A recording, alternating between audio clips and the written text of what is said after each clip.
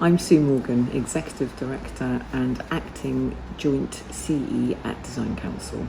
For the second year running, we're really pleased to be headline sponsors for the Festival of Place and the Pineapple Awards.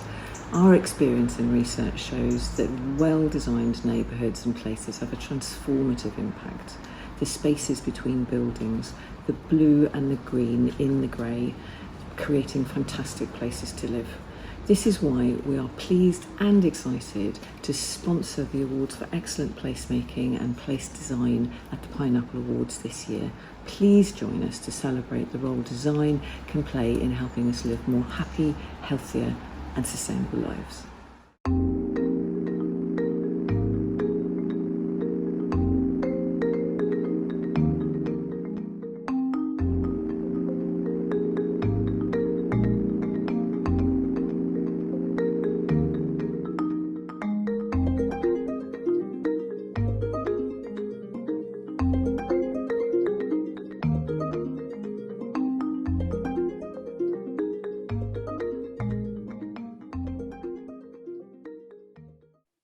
Hello and welcome to the Pineapple Awards for the first half of the judging of the Contribution to Place category. My name is Christine Murray and I'm the founding editor-in-chief of The Developer and the founding director of the Festival of Place.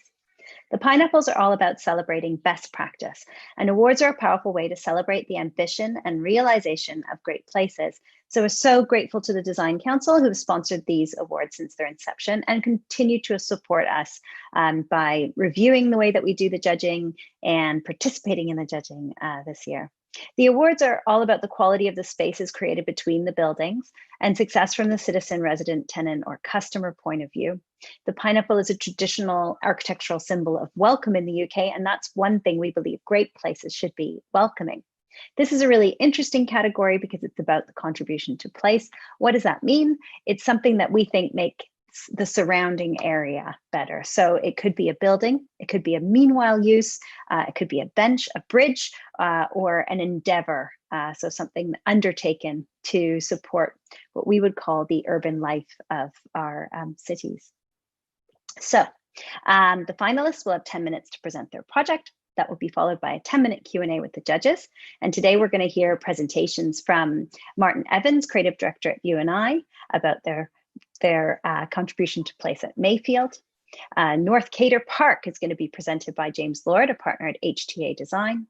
And Poplar Works is going to be presented by Blossom Young, Head of Operations, and Alex Jeremy, Head of Partnerships at Poplar HARCA.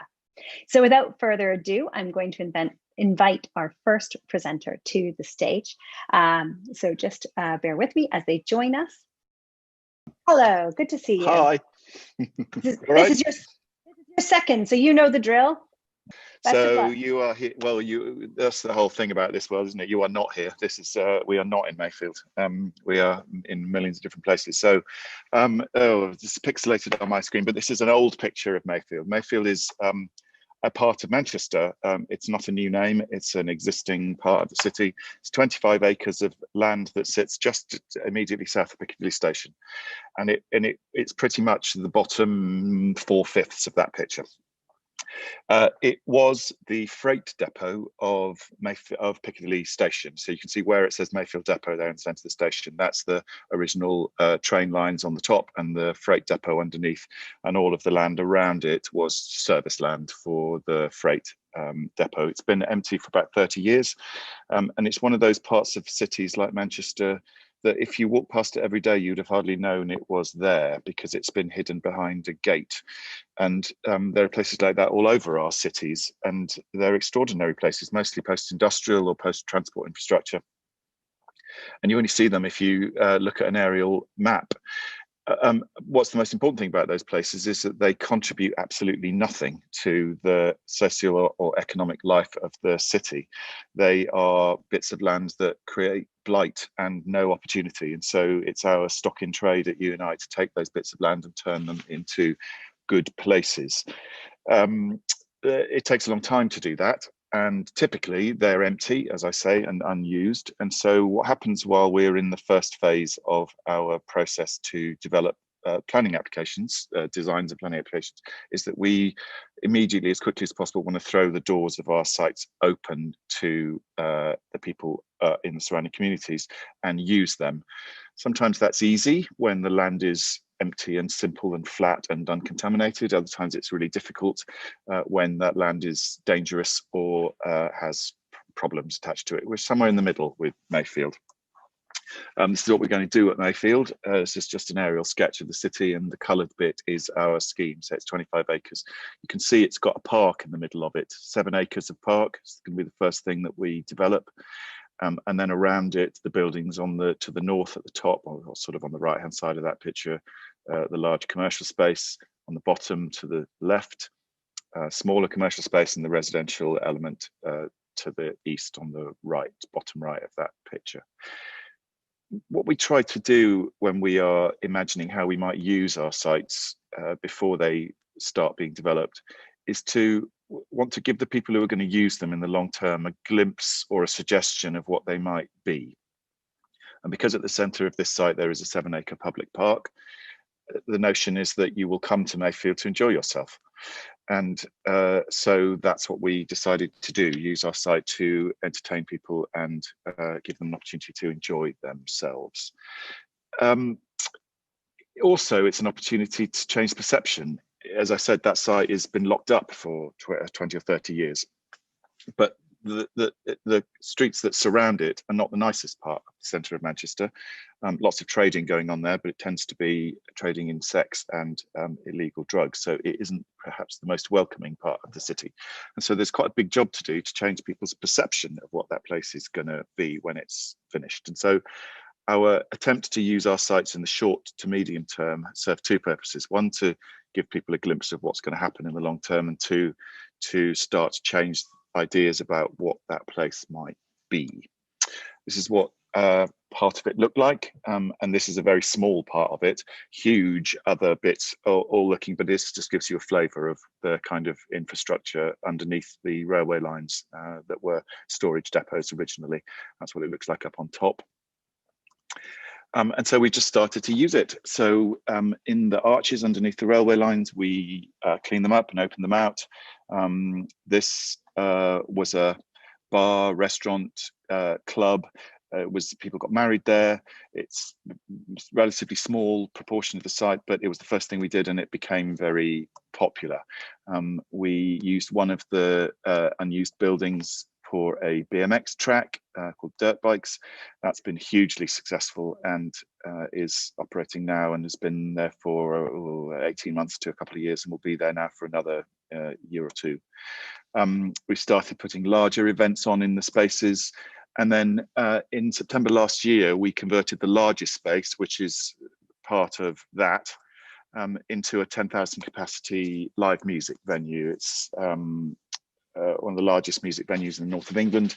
We spent £1 million, took us 6 weeks to build. It was absolutely extraordinarily fast. And until COVID lockdown, 30,000 people a week were coming to events on site to dance to primarily electronic music. We used the outdoor of the site. This is Pride last summer, and we were all set to host Pride again this year, but clearly that didn't happen. It takes quite a lot to do this. Oh, you can see just in the middle of the picture there where it says depot, the black wall, that's the infill of the space that I showed you the empty picture of. That's the nightclub. Takes a lot to do this, and we've assembled a really amazing team of partners who help us do it, primarily a company called Broadwick Live, who have far better experience than we do of being able to produce these kind of events. And so the operation of the depot is a business partnership between us and the operator. It makes money and it delivers this. Our response to COVID was we had to shut everything down, obviously. So we very, very quickly opened up a COVID safe entertainment. So outside, this is called Escape to Freight Island. It opened a month ago, and it's entertaining thousands of people every week now with not so COVID secure in the current regulations in that picture, but now it is. Outdoor food, drink, and live entertainment. Oh, that's it. And that will stay open until we put a spade in the ground for our scheme sometime in the early spring of next year. That's me done. Yes, I am very pleased to introduce Justin Nichols, founding partner of Fathom Architects. It Hello, is. Justin.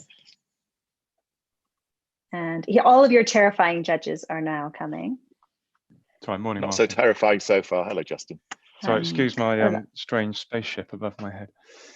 Brilliant. Here's Olaide Obo from First Base, Director of Partnerships. Have you guys met before? No. Hi, Olaide. How are you?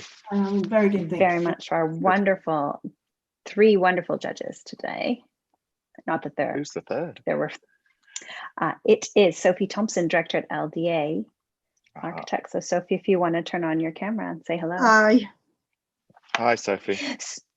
So, Sophie, last in, first up. Would you like to kick off the questions? Yes, please. Wow, what an impressive project! My goodness. Thank you, Sophie. Hello. You sort of when you finished, you you answered the question I was about to ask, which was about how on earth a venue like this has been able to adapt during sort of the challenge of the pandemic. And it's sort of I've sort of read the entry, and there's so many layering to this in terms of this worthwhile use to do with the kind of everyday bike use, the community outreach, as well as these huge events. So I guess it'd be good just to understand a bit more in terms of how you have been able to adapt, because Well, we've got lots of outdoor space, and that's been the biggest help. The biggest issue for us, we've learned so much. We've done this so many times in the past. We've learned. That's been the most useful thing about this site. When we started doing these things, we did it all ourselves, and we didn't do it particularly well because we're not expert at doing these things. And as we've grown and as we've done more of these projects, we've learned that the best way to do this is to find the people who know what they're doing. And so this is the first time we've really gone into serious business partnership with somebody to deliver meanwhile use on a site in a financial, commercial, money-making venture. Now that just means that there's more investment available to do it. And that's what's allowed us to adapt so quickly to the COVID thing. Obviously a 10,000 capacity music venue just shut immediately on the first day of lockdown, and that won't open again for quite a while. We're in fact just in talks to use it for the Manchester International Festival next summer, and that's probably unless anything changes, the first time we're going to be able to use that. So we just very, very quickly pivoted to using our outdoor sites, and we've got a lot of space.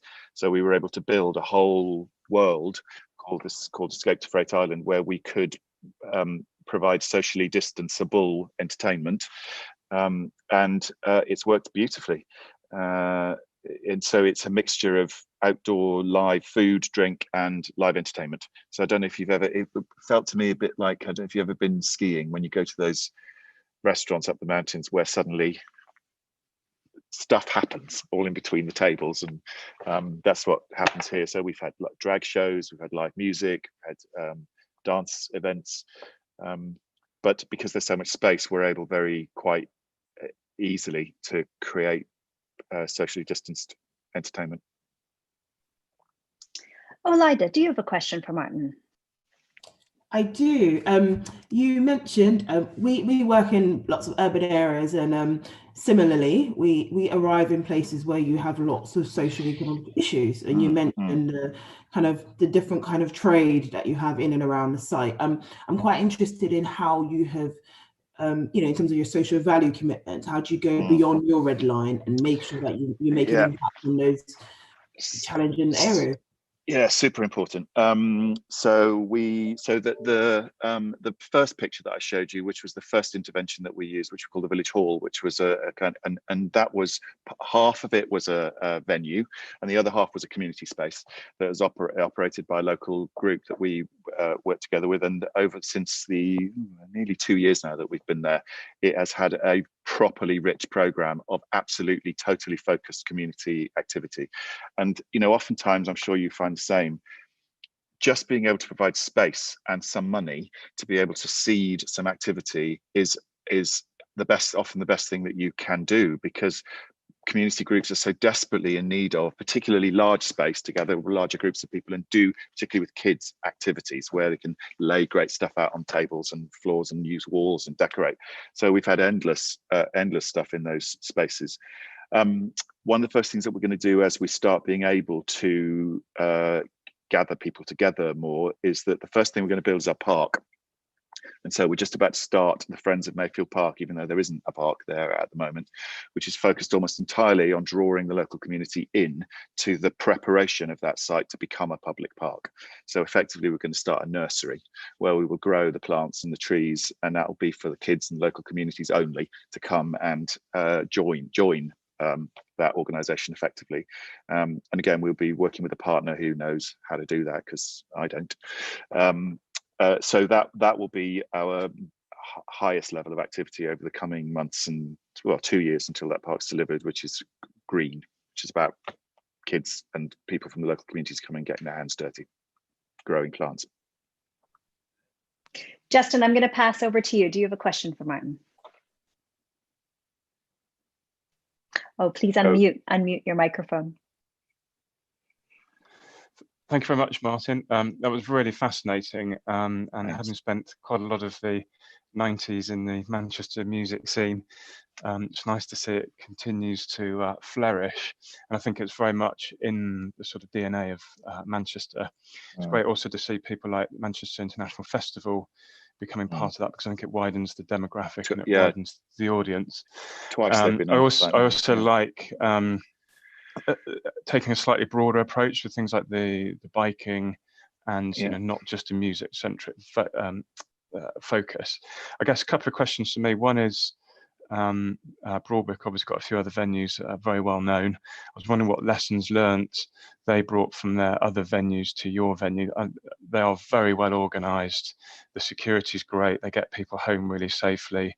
Question number one. Question number two, if I'm allowed, is how you take some of that place into your new development. And I think that's a really important element of these kind of meanwhile spaces. Be sure to unmute yourself, Martyn.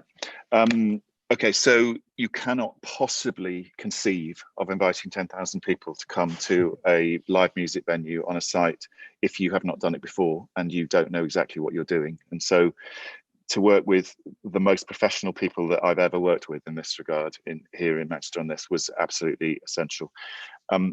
So two things. One, the operation of that site now as Freight Island and before as the depot, I mean, they're just peerless because they've done it a million times and they know what they're doing, and we just hand ourselves over to them and they operate it and they do what they do.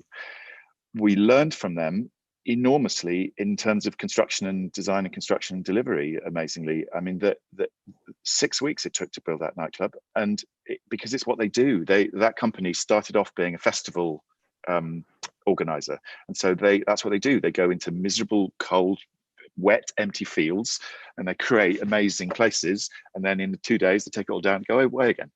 And so the skills that they were able to bring to building a nightclub was quite extraordinary, and had some of our delivery construction people who've been 30 years in the business open-mouthed in wonder at the speed and efficiency and cost that they were able to do it at. So amazing. So we have learned about building from them. In terms of the longer term, it's just rich. I mean, you can't talk to hundreds of thousands of people without hearing useful stuff that you need to then learn from in order to develop. And so our designs, our plans for the future changing constantly as we do this. I mean, we're going to try and keep the depot in the scheme for the long term, which we were not going to originally, but it's been so successful and such an important part of changing the sense of that place. And so we would never embark on a project like this without imagining that it's sort of market research, that we're out talking to the people who are going to, because the people who are coming here and the people, particularly the people from the surrounding community, and as we move into our park phase, they're the people who are going to come and use this place forevermore when it's finished. So why would we not want to listen to them and understand what they've got to say? And Lydia, your view about your mention of the red line is super important. you know, as property developers, we all know it's all about the legal and financial constraints of a red line, except in the real world, that isn't how it works. You have to step up like a meerkat and look out over your red line and understand what goes on in the donut, in the hinterland around your scheme, and connect it, because we're not building a property development, we're building a part of a city, we're building a place. And well, that's the best word to end that answer on, isn't it? Building a place. Olaide or Sophie, would you like to come back to Martyn? We have a couple minutes left.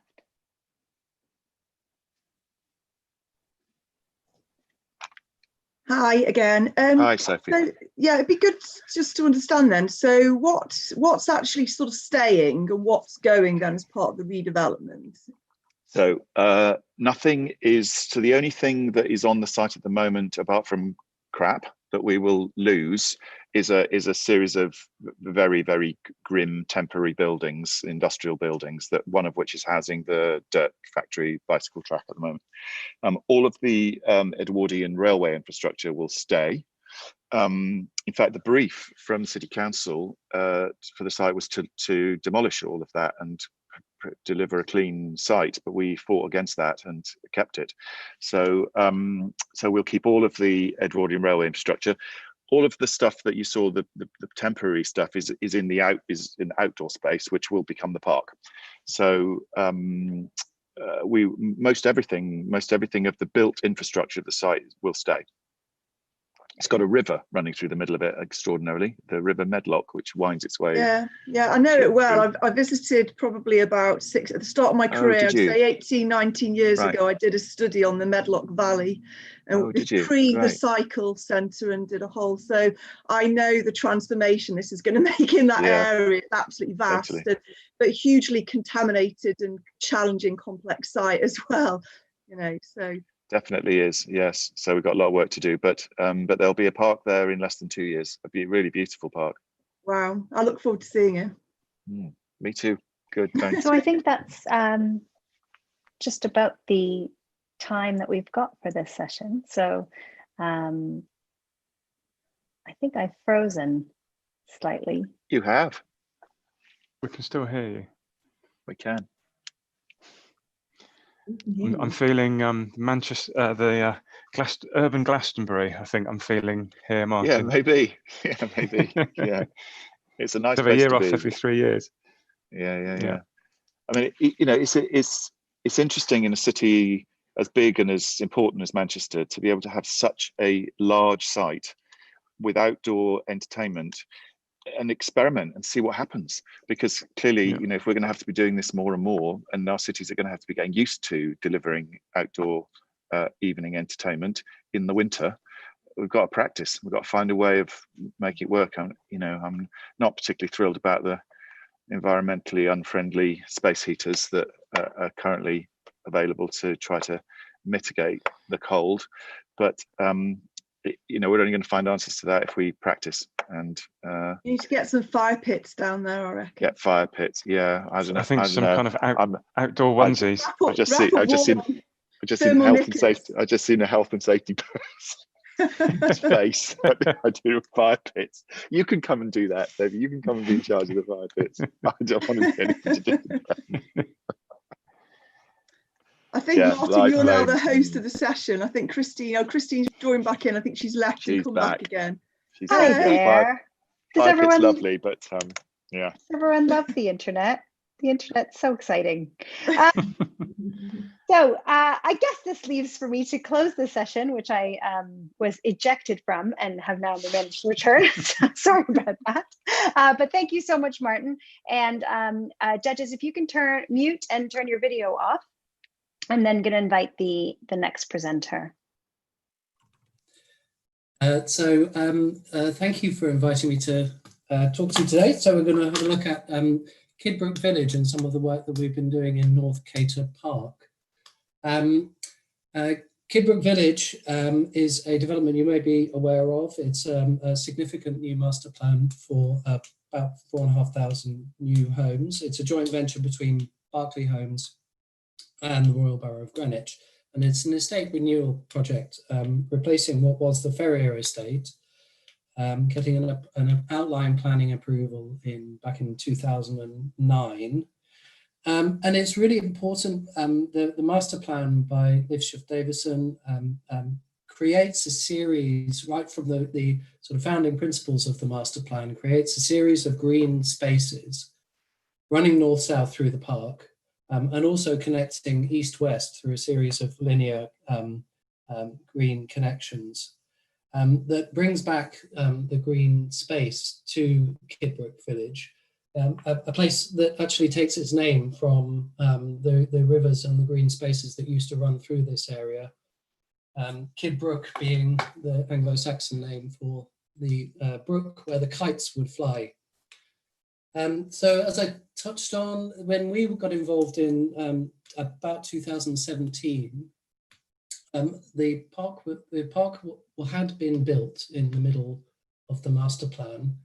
About half of the homes had already been built. So of the 4,000, so about 4,500, there were around 2,000 built. The park was divided into 8 hectares of Cator Park North, which was established, and then a further 30, well, to a total of 35 hectares of public open space across the master plan. The challenge that we were set when we got involved to come and look at the park that had already been built was really sort of summed up in these statistics from the resident survey, where when people were surveyed when they first moved to Kidbrooke, the things that they said that they valued most were this opportunity to interact with wildlife and nature. 45% of people, a huge proportion, said that that's what they valued in the place that they wanted to call home. Very closely followed by a strong sense of community. Interestingly, the fact that it's very close to central London and it's got great train connections, pretty low down on the criteria. Although what they found when they were surveyed after 2 years after moving in is that 65% of residents simply walked through the park, didn't access that nature that they had stated, didn't use the park for picnics, and were not using the park for exercise. What we had the opportunity to do was to transform that open space from a sort of close cut grassed area into a wild space. So increasing the biodiversity value, creating true corridors for wildlife and people to be able to access and pass through the park, improving the water management, giving a place where community can grow with people being able to interact with a natural environment. Importantly, creating a place where people could engage with the space and participate in the green space that sits at the centre of their community. Our design approach took on a series of a sort of layered approach to the design, significant play provision, as you would expect for a large master plan of this type where people are living, but important that we respect the initial principles of the master plan and maintain that connectivity through the green space so that people can move around their community. An important part of it is the stream, which also acts as a sustainable urban drainage feature running through the site, taking all of the site's surface water runoff and retaining it on site, making better use of topography, improving habitats, and driving real character through the different parts of the park. And what we created is this is a view from the very north end of North Cator Park, looking back down across the open space. This is a 3,500 square metre play space. This is actually only about half of the play provision that will be delivered ultimately when we tackle phase 2, which is further south in the open space.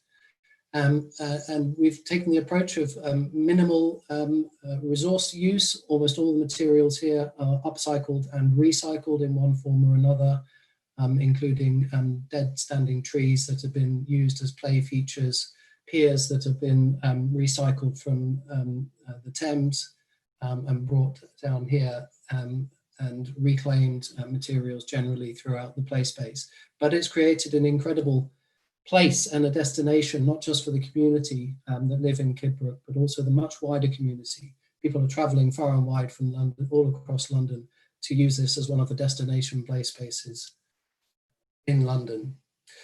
The whole project has been done in really close collaboration with the London Wildlife Trust. It's a very interesting model. The park will be effectively handed over to the London Wildlife Trust, who will manage and maintain the park in perpetuity with a very active engagement of the local community. The Wildlife Trust is obviously a large organisation, but they're heavily reliant on volunteer workforce to maintain their open spaces. What we intend to create here ultimately is a visitor centre in the South Park with nature wardens that will be on site permanently. The place will be maintained by volunteer workforce. So far, we've had 330 participants in the activities, and we've actually had people, although the park's really only a year old, we've had people in the park already maintaining, clearing reeds from the water bodies, getting their waders on and getting stuck into the to nature. There's a school on the master plan, and the school kids have been involved in nature spotting and taking full advantage of this incredible resource, which is now on their doorstep. We have regular meetings with the community to discuss how the park should be maintained and any problems that arise there that can be dealt with in the maintenance. And then there's a series of regular events, nothing of the scale of Martyn's events, but we have summer festivals in the park, which is really just driving a participation in the park, which simply wasn't there before it was reinvented. We're also doing our best to be able to communicate with residents.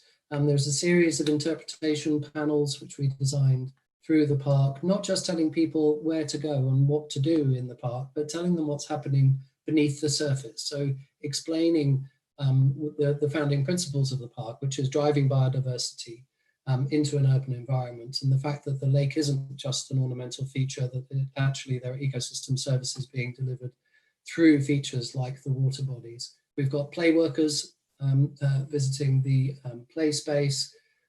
We have the local school children made wax reliefs, and we've cast those in bronze and they're placed around a trail. And we have the wildlife, this overall sort of brand of Wild About Kidbrooke Village, where you can pick up leaflets and walk around the park and do your nature spotting and sketching as you go around. And it really has taken off. Interestingly, of course, in today's age, the digital age, Instagram becomes a very important part of everyday life, and people are engaging in that wildlife and that nature and sort of celebrating the fact that they're able to visit the park in central London and spot wildlife and share it with their communities. So what we think we've managed to achieve here is a real focus on people and nature, creating a destination public space from what really was not a place where people celebrated and enjoyed going, giving people access to a healthy space that promotes well-being, promotes the opportunity for people to engage with active lifestyles and get back in touch with nature, and really bringing nature back to a part of London where it's been missing for a long time. Good. Justin, why don't you kick us off this time? Thank you. Thank you very much for the presentation. So it's a fantastic place. I actually stumbled on it in the middle of lockdown on one of my long cycles. So I've kind of experienced it from a real user's perspective rather than a judge's perspective. And one of the things that really struck me was how welcoming it is and how it does genuinely feel public rather than public, sort of public-private. And the way that it sort of buffers the road from a lot of the development. And there's a really clever transition from the public park to the communal gardens in the developments, which I thought was particularly well done. I guess a couple of questions from my side would be, what were the kind of challenges you found in delivering that looked like quite a complicated site before you were there? And the second question really is who actually owns and manages that site at the moment? Thank you. Okay, so challenges plenty. We were set a really interesting and challenging brief right at the beginning of the project, which was really to create a park that people would really engage in and where they weren't currently. It was also to deliver biodiversity net gain, which Berkeley as a group had taken on as a commitment, as a corporate commitment, well ahead of policy. This was seen as a prototype really for them to be able to inquire as to how they could deliver biodiversity net gain across a large development like this. And biodiversity net gain is just a very simple principle that you leave a site more biodiverse than you found it. Effectively, you survey it at the beginning, you implement strategies for improving biodiversity, you measure it again at the end, and you see what improvement you've delivered. Berkeley had an ambition to provide simply a gain, so 1% would have been considered a gain. This was before the 10% sort of national policy increase had been established. What we've actually achieved there has been 160% biodiversity net gain improvement, which is very significant. And the challenge there was in actually planting.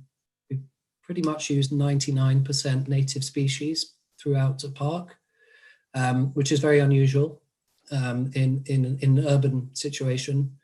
You might find it more likely in a rural or country park. And that in itself has brought on its own challenges, actually finding contractors initially. Ultimately, this will be maintained much more by volunteer work staff, but volunteer workers, but in the initial phases we're using contractors. Finding contractors who know how to maintain that type of landscape has been a challenge. Although one of the benefits has been, interestingly, it requires much less maintenance.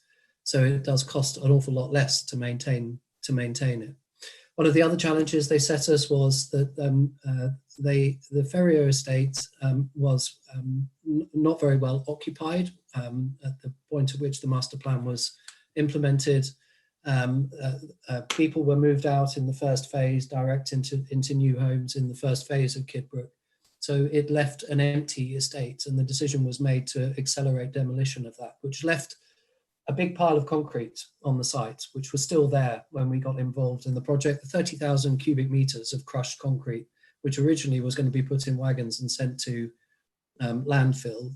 That was another challenge that we were set, which is where in the images you might have noticed there's quite a lot of, you've been there, so you'll notice there's quite a lot of topography and mounds. So that's also us losing a lot of the spoil that was generated on site.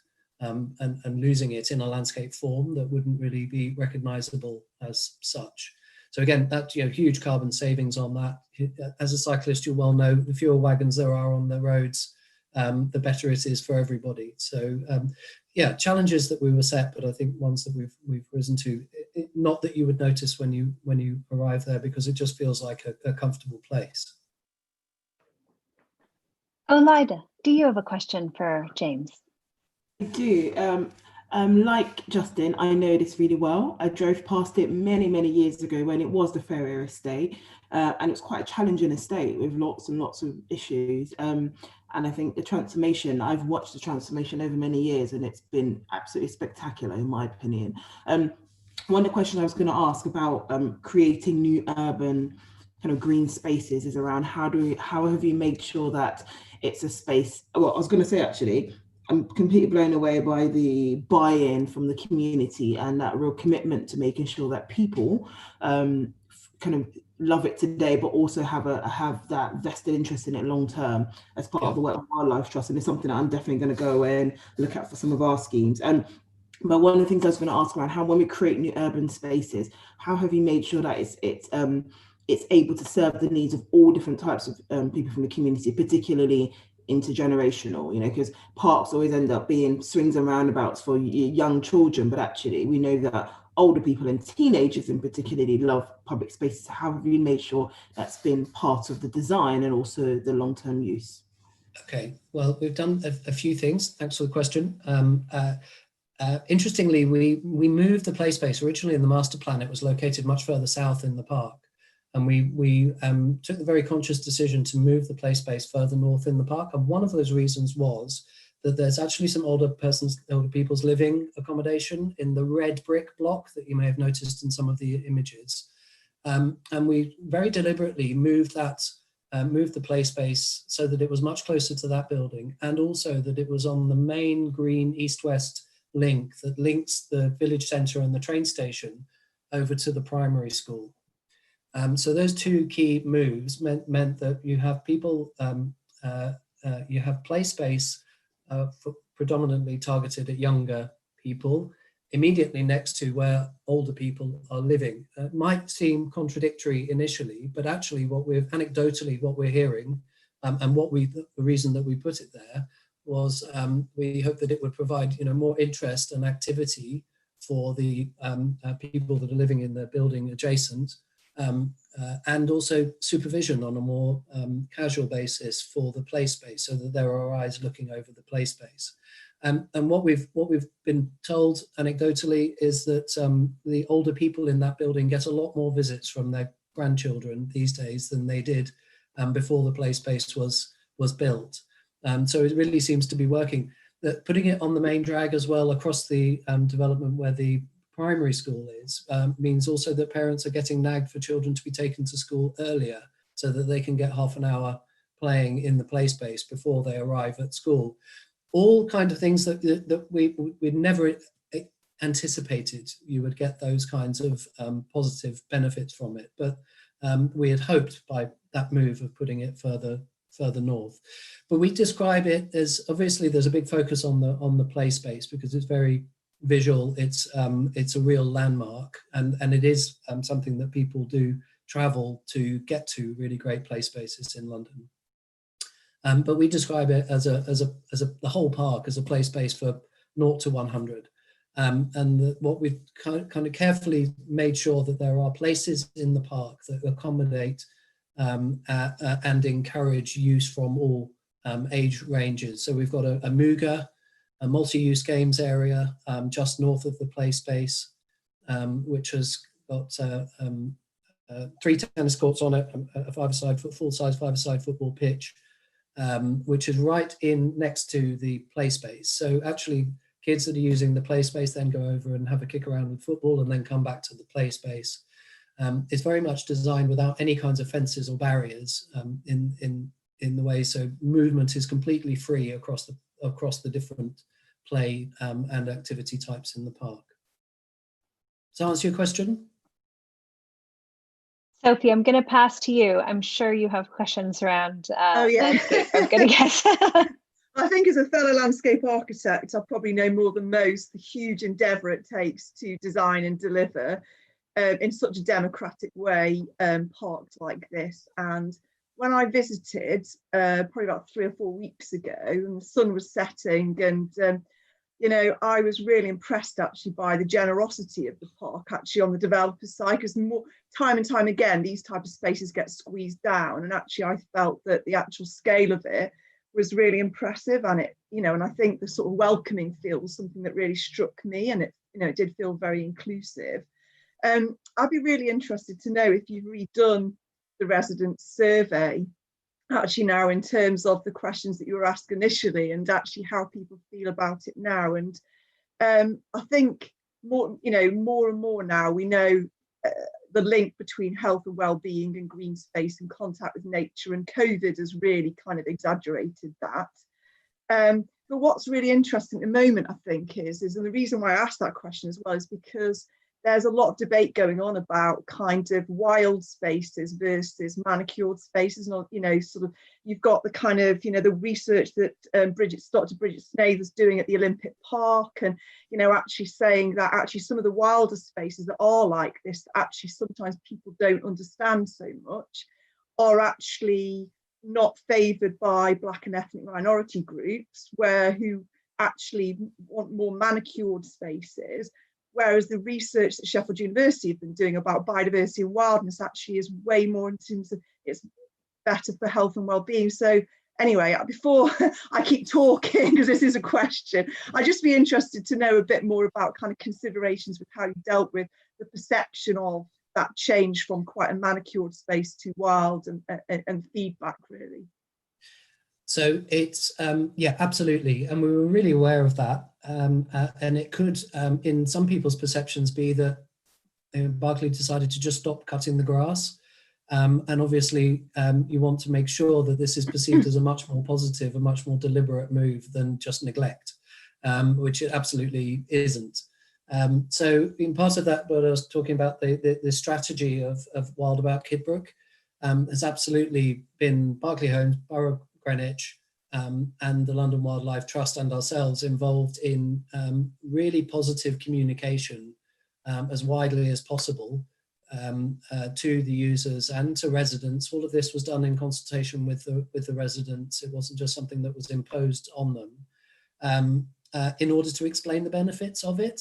And also, interestingly, you know, as you all know, wildflower seeding can be quite difficult to establish and does take some time. And the weather, if the weather isn't with you, it can take a little longer than you plan. So simple measures like putting handwritten signs up next to areas that look like empty soil, explaining that just wait, give us a few more months and this will be a beautiful wild space, has been a really important part of the project. So the communications has been critical.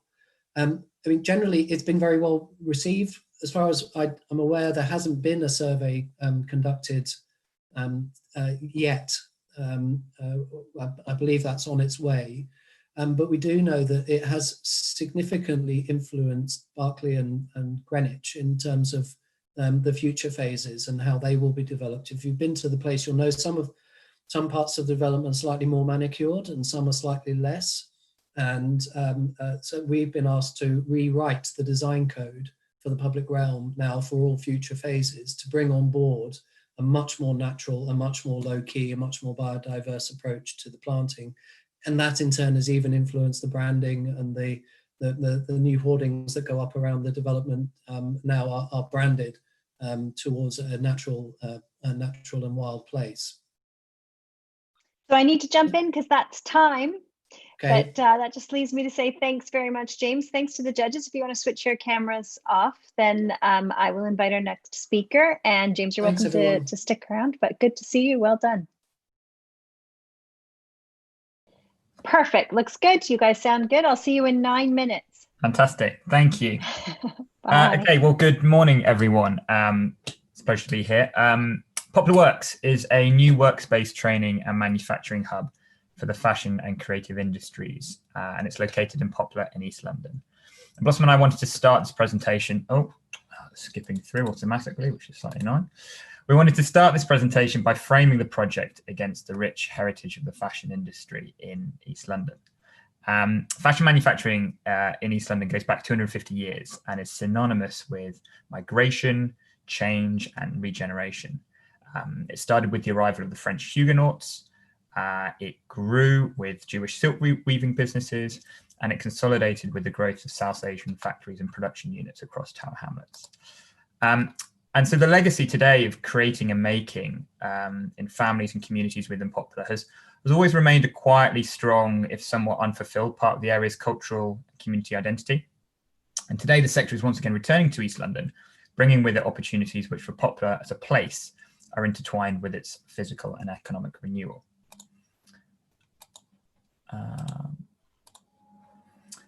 Now, the fashion sector is a really rapidly growing industry in London, and its growth has been particularly strong across Tower Hamlets and the Lower Lee Valley. Research shows that there are around 150 jobs in London within the fashion manufacturing sector, which go unfilled at any one time. And this is largely due to a lack of skilled labour, which demonstrates a clear opportunity loss for local communities like those in Poplar. So to meet this challenge, Poplar HARCA is part of a cross-sector partnership called Fashion District. And the aim of this is to bring different industry and public stakeholders together to harness the opportunities that the sector is bringing for enterprise growth, for job creation and skills development. but in sustainable and accessible ways. And it's through this that Poplar Works was developed as a project. Just for a little bit of background context, Poplar HARCA is a community housing and regeneration association. We're playing a key role in the delivery of 15,000 homes and a £1.5 billion regeneration of Poplar in the Lower Lee Valley. And in the areas adjacent to Poplar Works, there are plans for around 8,000 homes to be delivered over the next 15 years. So this represents really major change for the area. So we often get asked, as like a housing association, why are you involved in fashion? And for us, there's a strategic opportunity and a need to influence the economic and the industrial identity of this changing place at a very, very early stage. And it's particularly pertinent given the proximity of East Bank and the shift of cultural and creative industries and institutions to the Olympic Park, which is just up the road from Poplar, a couple of miles away. So Poplar Works represents the first steps of an industrial strategy that aims to shape the identity of the local area. It's seeding sector-specific economic activity within the area, which grows as it grows through locally based workspace, enterprise support, and access to skilled training programs. And we're trying to do this through Poplar Works in ways which feel genuinely authentic and sustainable to the people that already live in the local area, as well as to those people who might be moving here in the future. In terms of how Poplar Works came about, we identified the site through a program called Open Poplar, which looks at how organisations like Poplar HARCA can make better use of underutilised physical assets within their building portfolios. We were in conversations with London College of Fashion at the time, who were looking for a site for a small manufacturing hub close to their new premises at the Olympic Park.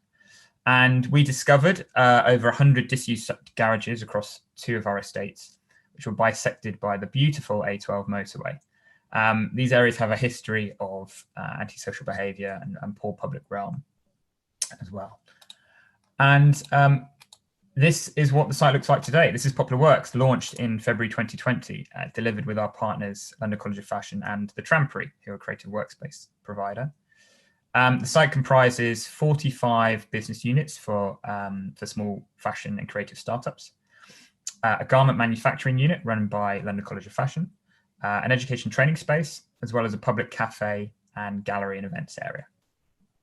And what we started to see in the few months that it's been open is a fashion ecosystem developing, where businesses collaborate and knowledge share, enterprise support is delivered by our partners, and there are skills and training programs for local residents that bring the local community into the site. In a site that has always historically been quite isolated by virtue of its geographical location from the rest of Poplar and East London. So it's an important community asset to the local area. And it's at this point I'm going to hand over to Blossom to talk a bit about the design. Thanks, Alex. So just in terms of design principles, so Adams and Sutherland were the architects who worked on the scheme. And really we had 4 principles. 1, make something striking and bold and visible in the community as a marker to the future identity of the place, but also make it warm and welcoming. So you see a kind of black facade to the A12 side, but then use of colour throughout to support that sense of it being a welcoming place and somewhere you can just walk into. Really importantly, we wanted to retain and refurbish where possible. So in some of the spaces, you'll see full retention of the garages, the previous garage structure and internal fit out. And in other areas, elements are still retained. So the retaining wall to the A12, the flooring is retained, and then it's been built up by use of lightweight structures. And really important that it's sustainable. So use of cross-laminate timber, but also working with local community groups to feed construction waste into new planting or new community gardens, for example. Thanks, Alex. At the heart of the space, there is a garment manufacturing unit, which is run by London College of Fashion. And this partnership is a real bedrock for the scheme, and complements their move to East Bank in 2022. They run two things from here. One is accredited training for local people in fashion production, so trying to fill some of those vacant jobs in fashion manufacture in East London. But then also a production unit, which during COVID has been producing masks and scrubs for community projects and for NHS services, but also acts as a sampling unit for local designers who are based in the space. So that idea that businesses can grow in multiple ways through cross-pollination across the site. And thanks, Alex. The other key component is, of course, the studio. So this is Joao, who is one of our designers on the space. There are 3 different specifications of studio, all of which are affordable and hyper-local. So 60% of business tenants are from E14 and E3, so the local postcodes to the site. It's managed by the Trampery, which means accessibility to business support programs, including the Sustainable Fashion Accelerator Programme.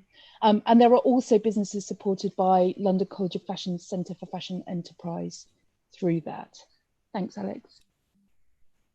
The project makes much wider contribution to the community. These are images from Poplar Fashion Week, which ran in 2019, and 160 people taking part in 8 events across jewellery making to intellectual property, workshops for small enterprises, taking place in venues across Poplar prior to build. And really important that the site itself is not seen as insular. It's something which is working with other sites across Poplar to generate a sense of fashion being that important part of generating careers and enterprise pathways for local people.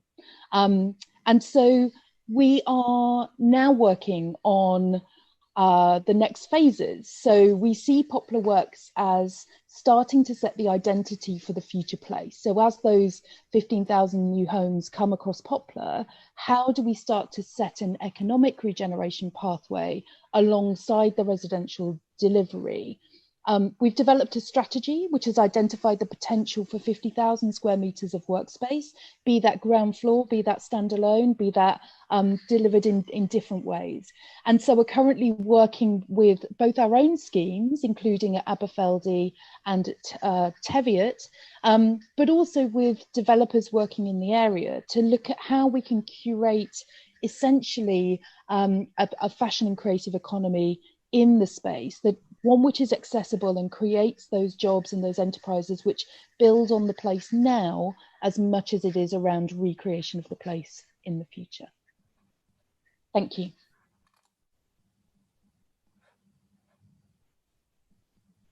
Hi there, I am back. Perfect timing. If you guys can unshare your screen, I'm going to join. I'm going to invite our judges to turn their cameras back on. They're already on it. There we go. Olida, actually, I'm going to ask you to go first this time. If you want to unmute yourself, and do you have a question for Alex and Blossom? I'm not sure if I have a question, but I think it's a question or a comment. I'm in East London, so I go past the dreadful A12 a lot. And I have seen this pop up over the past couple of years or so. And I've always said, oh, what is that? What is that? So I was really pleased to go and visit it a few weeks ago. A little bit quiet, obviously, because of COVID, but I got a real sense of what's happening there. And I think for me, I was completely blown away by the real diversity of use. You know, it was a real mix. There was a really elderly resident who lived in the local area who was there. And then there was a young kind of, I think it was a school group, relatively young, like A-levels, who were in the space. And for me, that richness was just mind-blowing, actually. And I think because I'd been quite curious about the space for a long time, I didn't know what happened inside. And what I'm interested in is how those partnerships came together. You know, I know you talked about this history and heritage of fashion in the area. How did that idea then grow into the partnership with Trampery, partnership with London College of Fashion, etc.? It'd be good just to hear a bit more about that. Sure. So I guess we started the project inception, as it were, in 2015, and it started really from conversations with London College of Fashion primarily, because they were looking forward to their move to the East Bank development in the Olympic Park, where they'll be moving all of their teaching and learning.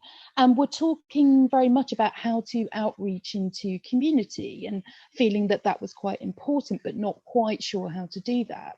So we were working with them around that question of how does Poplar community access this amazing cultural offer that is coming to the park, but also how do we make that very real? And we've done a project with the V&A in Chris Street Market as a kind of way of introducing that sense of high quality institutions to communities who may not be aware of them or have understanding of that.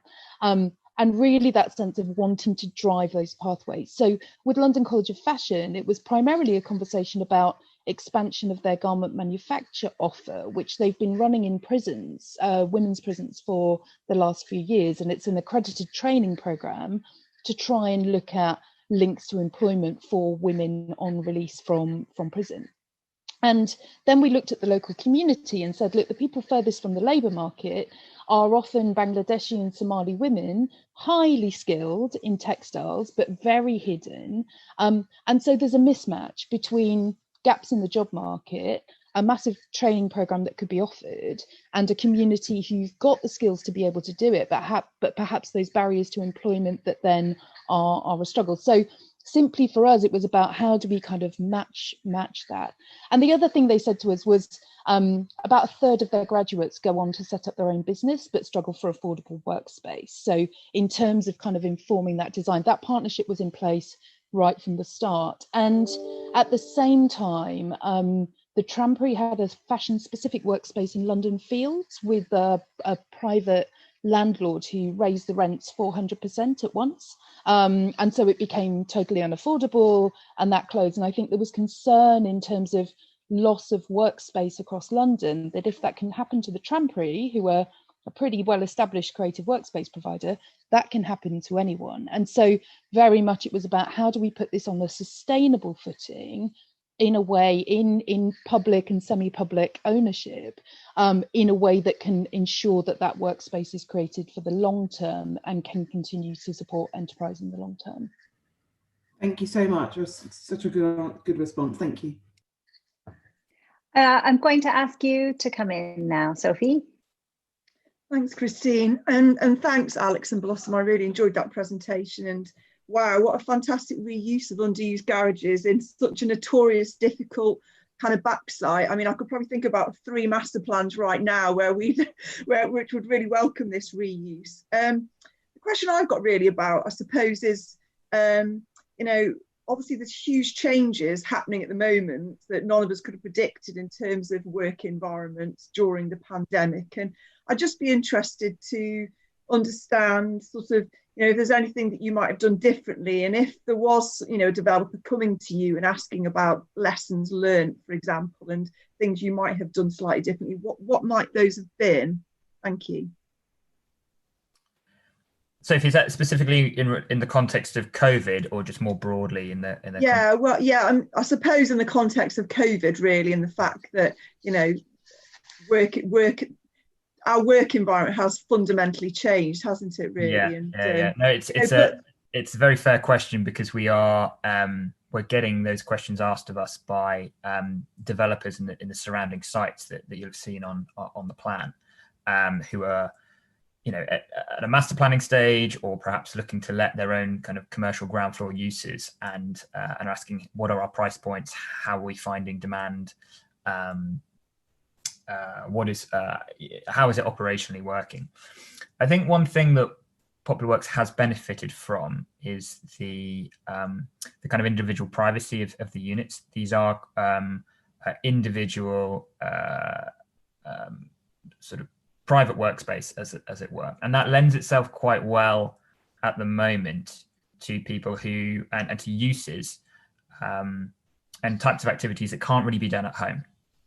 And going back to Blossom's point, when we were researching ideas for this project and when we were doing a lot of community consultation, we found that there were many people who were setting up small businesses from home, either within the fashion creative industry sector or elsewhere, people who had machines at home, sewing machines at home, who had, did their day job in the day and then had a side hustle in the evenings and weekends, and were looking for that first space to move into, but were concerned about the risk, concerned about the price points. And so one of the benefits to this is that the majority, I think about 60% of our tenants at the moment are super local. So it means that they can just nip over the road. They're not having to take public transport necessarily to access the space, whether it's one of our former garage units or one of our higher end design studios. And so we're slightly fortunate in that way, because we do run a business small enterprise co-working space, which is open plan, desk based, and which is a bit of a harder sell at the moment, because people want that privacy, but also the benefit of being in an ecosystem where you can collaborate and innovate together as well. In terms of what we would have done differently, or how COVID has affected things, demand has been quite good. I'd say that demand for our lower end units has been much higher than expected. At lower end in the sense of our kind of messier, cheaper workspaces. Our higher end sort of design units, then most of them are full. We'd like to see more of them full, and that might be reflective of the situation that many small businesses, perhaps those that are kind of 2 to 3 years in their kind of growth and development, are finding themselves in, and whether they're willing to take the risk from an early stage space to a space like Poplar Works. Ross, I don't know if there's anything that you want to add in terms of how we would have done things differently. Yeah, I'm not sure actually. I mean, I think there's a more general. We have been very lucky, we're catering to people who can't simply work from home, simply by the nature of the equipment and the nature of the activity that they're running, and the self-contained nature of it makes it fairly straightforward to manage. I think it's really relevant for how we plan for future spaces, as Alex pointed out. So that question of how spaces are designed, what is workspace for? Do we need as much of it? And I think those are so live in terms of how we think about creating workspace of the future. It's so up in the air, and I think there are some things which fundamentally change about how we operate, but there are some things where humans will still want to come together when that's possible. So I think we have to be flexible and adapt to that, and of course that's very much the next challenge. The only other thing I'd touch on is our community programming, which is a really key part of the offer, and I think that has had to adapt in terms of numbers of people being able to come together. And so I wouldn't change anything in terms of the design of that. We are thinking about the training space very carefully and how that could become a bit more of a hybrid model at the moment. But it has meant working with people to get business support programs online, for example, to look at working. We have some residents who run sessions that obviously can't happen in tier 2. So working with them to kind of share skills and share knowledge in that way. So yes, flexibility and adaptation, and goodness, lots of navigating for the future, I think. Justin, I want to bring you in. We've just got a couple of minutes left. There's such great answers, no stone unturned, but perhaps you've got something left to say. Thank you, Christine. Yeah, no, I'm finding it really hard to summarize this project because there's so many layers to it. And I think the idea of being embedded in the heritage community, connecting high-end fashion with machinists is amazing. Having a really good anchor tenant, I think, in an incubator space really helps give it a purpose. The reuse of buildings, the mass timber on the new elements, the quality of the design generally is pretty mind-blowing. I guess it comes back to Alex, your very first comment is what I'd really love to know, and what I think would be really good to share to the rest of the development community is what's the business case? Because I think if one can get that across to other people, then hopefully that might help improve developments across the country. Well, I'd start by coming back to, first of all, like the core purpose of our organisation is Poplar HARCA, and the acronym that is HARCA is Housing and Regeneration Community Association, and with big kind of master planning exercises and residential led developments, there's sometimes a tendency, perhaps in the past, to overlook what that ground floor, what those ground floor uses and activities are until quite a late stage, and the impact that can have on the way that a place feels and is shaped longer term can be quite significant if it's not planned early on.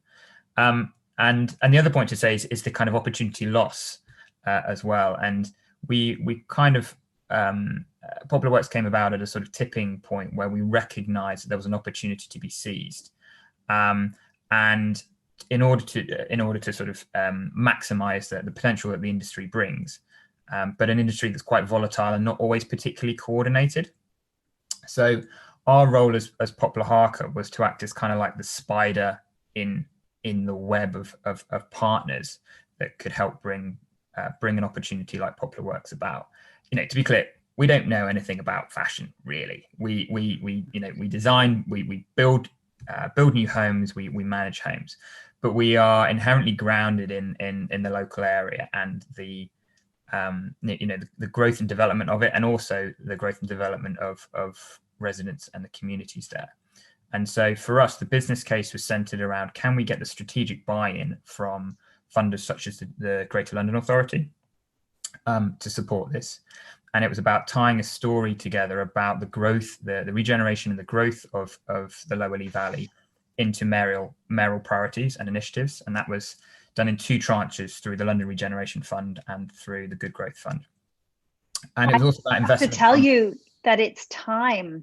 Sorry. But can you have your killer final sentence on just a short one? I would say sorry, Justin, to warble on too long. I would say that it comes back to the kind of partnership approach. We could not deliver this on our own. We're not experts in fashion, which is why we would bring in an anchor partner like London College of Fashion, who can leverage their own funding and their own influence.